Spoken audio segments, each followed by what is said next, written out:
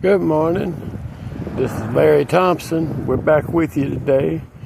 I want to show you the old wood splitter I'm getting ready to start on. I've got my tractor in top shape. There's nothing left I can do with that. This old wood splitter, I found it out in the field, and it's been out in the field for years. And both of the tires on it is bad. I've got to replace the tires, which ain't a big deal. I'm sure I can find a used set of tires to put on there. But I started out with the 5-horse engine. I took the carburetor and the gas tank off of it, took them apart, and I put me some clean pea gravel in that gas tank, held my hand over the opening and shook that. I was able to loosen all the rust and grime in there out. Got it cleaned out. I rinsed it out good with gas. You know, I reported that I used pea gravel to clean the inside of a gas tank, and some of the people on YouTube thought I was talking about a car gas tank, you know.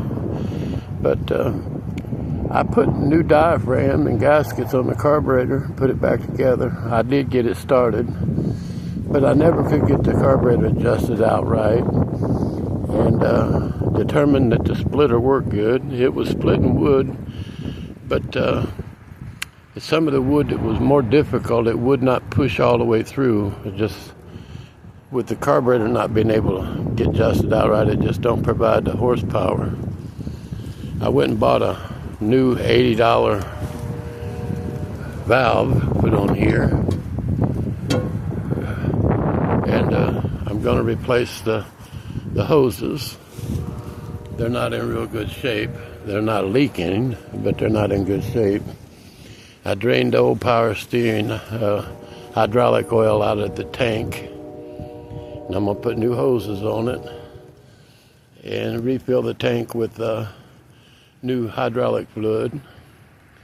And I've got a battery box on this unit, and I thought rather than sticking any money in that engine that's been on there for years out in the weather, that I would go out to Harbor Freight and get me one of those 15-horse engines with the electric start and the pull rope, and maybe purchase a new battery to put in here, and replace the tires on it. And I'd like to do a little welding right here on this nose cone. I would like to put 2 plates on both sides to where it extends down closer to the I-beam, because the wood wants to hit right there every time. So if I extend this out with 1/4 inch metal plates and extend it down closer to the I-beam and put the new engine on it, I think it'll be good to go. I'm looking at about $50 for a couple of used tires put on there, and the new 15 horsepower engine to put on there. I've already got a extra 12-volt battery, but this is my new project I'm starting on. As I get out in the country like I want to, there may be a need for me to split some wood, and I just have to be honest, I ain't doing it with a busting maul, a hatchet, or an axe. I'm 63 years old, and I'd just be pulling the lever back there and pushing that ram in and out of some wood. And it's set up pretty nice. I thought if I get me a small utility trailer and put a receiver hitch on the back of the trailer and just hook this to the back of the trailer, I could pull this and the trailer at the same time. I wouldn't be required to have a truck unless I wanted one.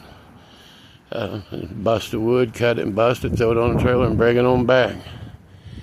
But I wanted to share with you my next project. I'm going to slowly be working on that. We're having a snow day today here in Indiana,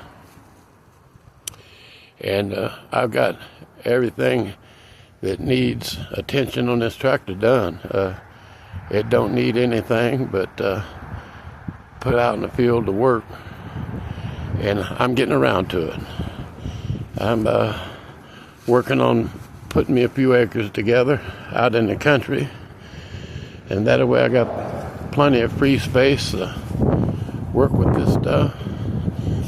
The price I paid for the wood splitter was $200.